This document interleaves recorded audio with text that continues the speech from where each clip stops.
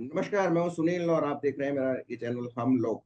आशा है आपने मेरे इस चैनल को सब्सक्राइब कर दिया होगा, नहीं तो आपसे अनुरोध है कि मेरा चैनल सब्सक्राइब कर दीजिए और साथ में जो बेल आइकन है यानी घंटी है उसको भी दबा दीजिए ताकि आपको मेरे अगले वीडियो के नोटिफिकेशन आपको मिल सके।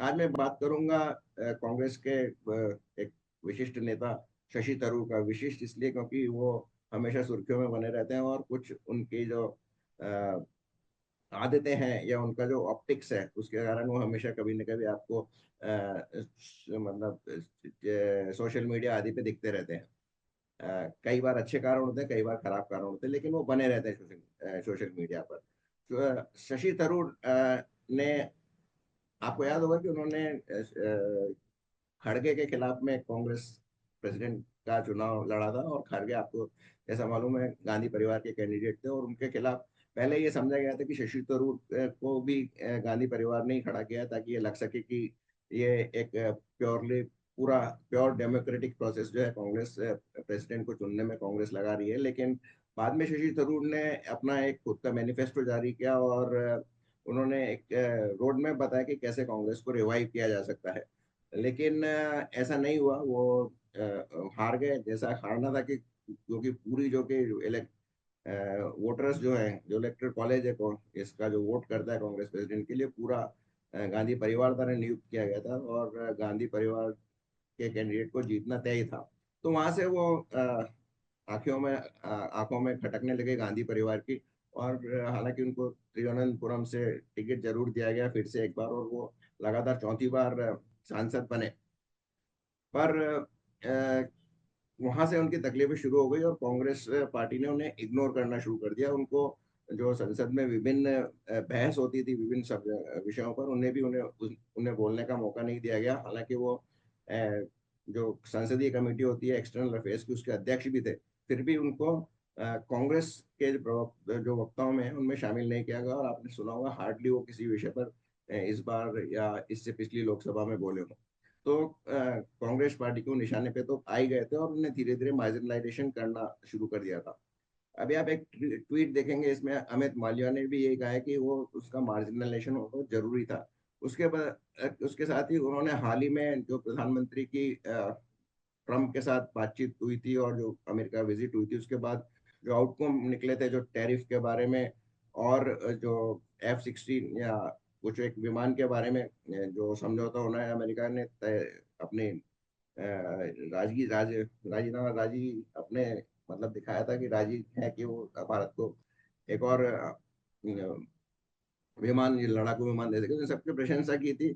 और इसके अलावा उन्होंने पिनारी विजन की भी इस बात के लिए प्रशंसा की थी कि वो स्टेट के डेवलपमेंट के लिए इंडस्ट्री को इनवाइट कर रही है और एक अच्छा माहौल वहाँ पे पैदा कर रही है। तो ये दोनों आंखों की किरकिरी बन गए थे कांग्रेस या गांधी परिवार की। तो वो अपने को काफी अलूफ महसूस कर रहे थे, तो उन्होंने फाइनली एक कॉल लिया और राहुल गांधी से बातचीत की डायरेक्ट।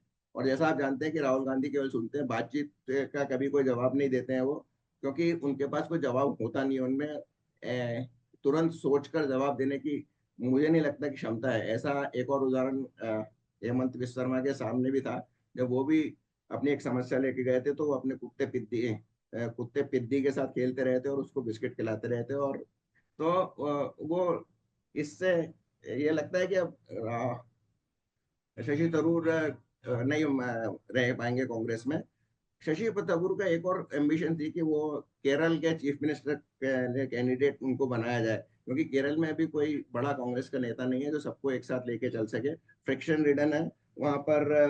डी सतीशन, रमेश चेन्नीवाला, के सी वेणुगोपाल, के मुरलीधरन और के सुधाकर जैसे इनके अलग अलग गुट हैं जो कि कोहेसिव नहीं है। अ, पर वहाँ के पत्रकार हैं, जो मुख्य पत्रकार हैं, उनका कहना है कि चूंकि केरला में सारे जो नेता उभर के आते हैं, चाहे यूडीएफ में हो चाहे एलडीएफ में हो, वो ग्रास रूट नेता होते हैं। या तो वो स्टूडेंट रूट के थ्रू आते हैं या फिर ट्रेड यूनियन के रूट के थ्रू आते हैं। तो डायरेक्टली ऐसे कोई नहीं है। मुस्लिम लीग की बात छोड़ दी, वो बाकी मुस्लिम लीग के नेता कैसे आते हैं आपको मैं इस पे बारे में भी चर्चा नहीं करूंगा। तो इसलिए कोई डायरेक्टली ऊपर से आया हुआ जो ग्रास रूट पॉलिटिशियन नहीं हो उसका एक्सेप्ट करना केरला में बहुत मुश्किल होगा। लेकिन साथ ही वो कहते हैं कि पोस्ट पॉलिटिक्स के बारे में भी केरला के बहुत सारे लोग सोचते हैं, जो कि चाहते हैं कि कोई एक ऐसा नेता है जो विचारधारा इन वर्तमान एलडीएफ यूडीएफ की विचारधारा से कुछ अलग हो और कुछ अलग हटके करने का मादा रखता हो। तो ऐसे में शशि थरूर फिट बैठते हैं। और वहाँ के और कुछ एक पत्रकार और भी हैं वहाँ, वो उनका कहना है कि वो उन वोटों को जो न्यूट्रल वोट हैं, जो ना एलडीएफ की तरफ है ना यूडीएफ की तरफ, उनको अपनी तरफ खींचने का मादा रखते हैं और उनको खींचेंगे भी, क्योंकि आज की केरला में भी आज की जो यंग जनरेशन है वो एक चेंज चाहती है। हालांकि चेंज दिल्ली वाले भी चाहते थे, और नतीजा क्या हुआ ये आपके सब सामने है। वो भी एक पोस्ट पॉलिटिक्स है ना, बेसिकली राजनीति चेंज करने वाली, जो डिफरेंट हो। वैसे विचारधारा के बारे में मैं आपको बताऊं तो कांग्रेस या लेफ्ट या सीएपीएम, इनकी विचारधारा क्या है? एक्चुअली मुस्लिम परस्त विचारधारा है। मुस्लिम परस्ती को ही ये विचारधारा कहते हैं, सेक्युलरिज्म, तथाकथित सेक्युलरिज्म को ही ये विचारधारा कहते हैं। बाकी और कुछ इसमें अब बचा नहीं है। वोट बैंक की राजनीति ही विचारधारा है, किस तरह से मुस्लिम्स के वोट लेने हैं, चाहे वो अखिलेश यादव हो, चाहे लालू प्रसाद यादव हो, चाहे कांग्रेस हो। तो विचारधारा की बात छोड़ दीजिए। तो ये कारण है कि केरला में जो शशि थरूर की एम्बिशन है कि वो वहाँ के चीफ मिनिस्टर बनना चाहते हैं। अब अगर बीजेपी में आएंगे, एक और है कि वो सीपीएम में जाएंगे या बीजेपी में आएंगे। सीपीएम उनको लेगी नहीं, क्योंकि सीपीएम बेसिकली एक कैडर बेस्ड पार्टी है, वो उनको लेगी नहीं। बीजेपी जरूर उनको ले सकती है, क्योंकि वो एक फॉरवर्ड लुकिंग नेता है। और हाल ही में काफी, इस बार भी नहीं, वो पहले भी कई बार बीजेपी और प्रधानमंत्री की प्रशंसा कर चुके हैं। तो हो सकता है वो ले ले। उससे बीजेपी को केरल में यही फायदा होगा कि जो न्यूट्रल वोट्स हैं, जैसा कि मैंने जो पोस्ट पॉलिटिक्स यानी जो एक पॉलिटिक्स में बदलाव चाहते हैं, जो युवा वोटर्स हैं, उनको वो अट्रैक्ट कर सके। लेकिन बीजेपी उनको लेगी या नहीं लेगी ये कह नहीं सकते। तो ये कारण है कि शशि थरूर कांग्रेस और की आंखों में किरकिरी बने हुए हैं, और बहुत जल्दी उनकी विदाई हो जाएगी ये मान के चलिए, या फिर वो खुद छोड़ देंगे। जैसा कि गौरव वल्लभ एक के साथ में हुआ, सुनील जाखड़ के साथ में हुआ, ज्योतिरादित्य सिंधिया के साथ में हुआ, यहाँ तक कि हेमंत बिस्वा के साथ में, तो इनकी लाइन में ये अगले होंगे। बीजेपी ज्वाइन करेंगे या नहीं करेंगे ये अभी कहना मुश्किल है। बट 50-50 चांसेस है कि वो बीजेपी ज्वाइन करें। और बीजेपी, चूंकि वो इंटेलेक्चुअल हैं और अपनी एक सोच रखते हैं, तो बीजेपी ऐसे व्यक्तियों को यूटिलाइज प्रधानमंत्री करना जानते हैं। तो फिर उसके लिए हो सकता है हाँ, वो एक विदेश मंत्री एस जयशंकर के भी बहुत बड़े प्रशंसक है। तो ये सब के चलते चांसेस हैं कि वो बीजेपी ज्वाइन कर ले। इस संदर्भ में मैं आपको एक रिसेंट में संजय झा का ट्वीट आपको पढ़ के सुनाता हूँ। संजय झा भी शशि थरूर के दौर से गुजरे हुए हैं, और उनको भी कांग्रेस ने सस्पेंड कर दिया था, क्योंकि उन्होंने एक आर्टिकल लिखा था इंडियन एक्सप्रेस में। मैं ये उन्होंने इंग्लिश में ट्वीट है, इसमें आपको हिंदी पढ़ के सुनाता हूँ। मैं आपको यहाँ सार्वजनिक रूप से लिख रहा हूँ, क्योंकि शायद कांग्रेस के भीतर कोई आपको ये बात नहीं बताएगा।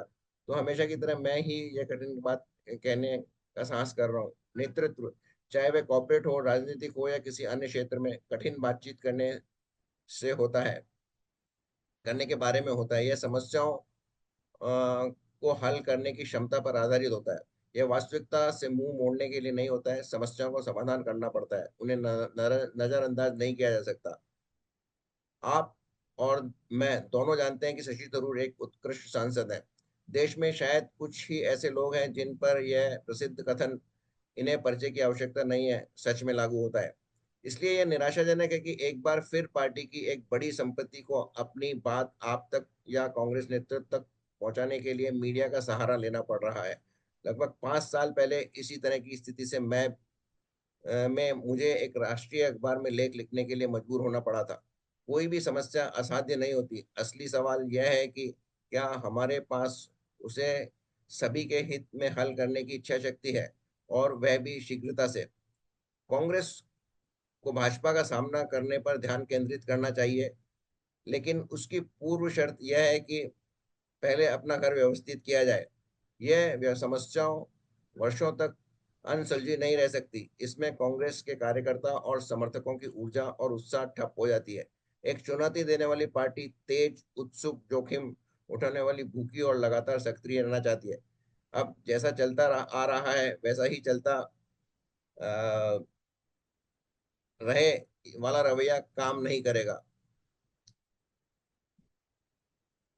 हमें भविष्य में सीधे मुद्दे पर वार करना होगा। लेकिन अब मेरा अब अभी ऐसा लग रहा है कि हम खुद ही सिर से दरबार टकरा रहे हैं।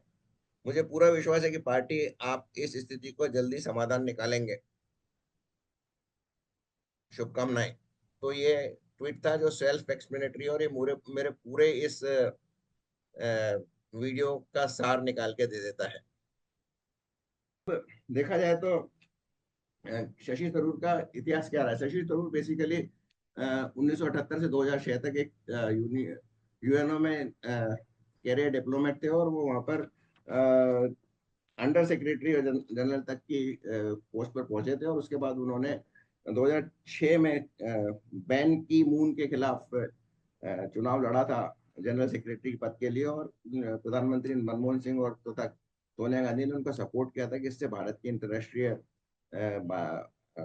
मंच पर छवि सुधरेगी। लेकिन वो उनसे हार गए, और उसके बाद उन्होंने वो क्विट कर दिया। और फिर 2009 में उन्होंने कांग्रेस ज्वाइन कर ली, और 2009 से लेकर अब तक वो सांसद रहे हैं तिरुवनंतपुरम से। इसी बीच उन्होंने वो जूनियर मिनिस्टर है, minister of states in external affair भी रहे थे। और वहाँ पर उन्होंने उनका डेफिनेटली कांग्रेस ने कितना इस्तेमाल किया ये तो कहना थोड़ा मुश्किल है, क्योंकि कोई व्यक्ति से काम कितना भी अगर चतुर हो, कितना भी उसमें क्वालिटीज हो, उसको यूटिलाइज करना ये नेता पे डिपेंड करता है। तो मुझे डाउट है कि मनमोहन सिंह ने उतना ऐसा किया होगा। ये क्वालिटी भर भर के मनमोहन सिंह जी में, प्रधानमंत्री नरेंद्र मोदी में। तो अगर वो बीजेपी में गए तो डेफिनेटली वो बीजेपी के लिए एक असेट होंगे। और, और वैसे तो कहना मुश्किल है कि क्या होगा। लेकिन हाँ, एक बात और है कि ये वो ग्रुप ऑफ 23 के भी सदस्य थे जिन्होंने उस एक पत्र लिखा था कांग्रेस प्रेसिडेंट को, जिसको वो 6 महीने तक तो दाब गए थे। उसके बाद उनको खुद को उसको प्रेस को रिलीज करना पड़ा था। फिर उसके बाद एक जो मीटिंग हुई थी उसमें सोनिया गांधी, राहुल गांधी और प्रियंका गांधी, इन तीनों उन G23 के कुछ नेताओं पे पिल पड़े थे। और जो बाकी जो उनका जो कांग्रेस वर्किंग कमेटी में जो बाकी सारे प्रो, मैं चमचा वर्ड यूज नहीं करूंगा, प्रो गांधी परिवार के थे, जिन जिन पे गांधी परिवार की बहुत सारी जिनको काफी कुछ मिला हुआ है। जैसे कि खड़गे जी, उन्होंने खुद कहा कि मैं जो हूँ वो सोनिया गांधी जी इनकी वजह से हूँ, संसद में खड़े होकर कहा। तो वो बाकी सारे नेता वैसे ही हैं जो खड़गे के विचार रखते हैं। तो इसके चलते उनकी काफी पिटाई हुई, और उनमें से कई लोग तो कांग्रेस छोड़ भी चले गए। और आपको मालूम ही होगी गुलाम नबी आजाद का क्या हाल हुआ। वो भी G23 में था। और गुलाम नबी आजाद ही एक ऐसा व्यक्ति है जिसने पहली बार प्रपोज किया था कि सोनिया गांधी को कांग्रेस प्रेसिडेंट बनाया जाए। तो एक और महत्वपूर्ण सवाल है मेरे दिमाग में कि सोनिया गांधी में ऐसी कौन सी क्वालिफिकेशन है या क्वालिटीज हैं जिसकी वजह से वो 20 साल तक कांग्रेस की अध्यक्ष रही। कांग्रेस में दिग्गज नेता हैं, मतलब एक के बाद एक नाम लेते जाइए आप, तो सब एक से बढ़ के एक कैपेबल नेता हैं। लेकिन सोनिया गांधी और गांधी परिवार, यहाँ तक कि राहुल गांधी तो काफी एक्सपोज हो चुके हैं। सोनिया गांधी एक्सपोज नहीं हुई थी क्योंकि वो हिंदी नहीं जानती थी। और थोड़े दिन बाद प्रियंका गांधी भी एक्सपोज हो जाएगी। तो अंततः कुछ लोगों का कहना है कि कांग्रेस परिवार में केवल गांधी परिवार ही रहेगा, ये 3 लोग ही रहेंगे। 3 लोग नहीं, 3 लोग और हैं। सोनिया गांधी, प्रियंका गांधी के पति और उसके 2 बच्चे, जो जिन्हें भी शायद गांधी का ही सरनेम दिया गया है। पर यही तो राहुल गांधी और सोनिया गांधी चाहते हैं। जैसा कि एक बार बहुत पहले बहुत बड़े पत्रकार बाबू तोड़सेकर ने कहा था कि कांग्रेस सरकार वगैरह नहीं बनना चाहता, गांधी परिवार सरकार वगैरह बनाने में इतना इंटरेस्ट नहीं है जितना कि उसकी हजारों करोड़ों की जो कांग्रेस की संपत्ति है उस पर अधिकार जमाने का इंटरेस्ट है। कितना सच है कितना गलत है, लेकिन लॉजिकली सोचा जाए तो थोड़ा ये सच भी हो सकता है। तो बस इसी विचार के साथ मैं आपके छोड़ जाता हूँ कि आप बताइए कि शशि थरूर CPM में जाएंगे, या फिर बीजेपी में आएंगे, या फिर अपना इंडिपेंडेंट जैसा कि वो है, अ, जैसी भी उनकी नेचर है उस तरह का व्यवहार करते रहेंगे, और हमें कुछ ना कुछ इंटरेस्टिंग वाइब्स देते रहेंगे। तो इस अंग में इतना ही। बहुत बहुत धन्यवाद।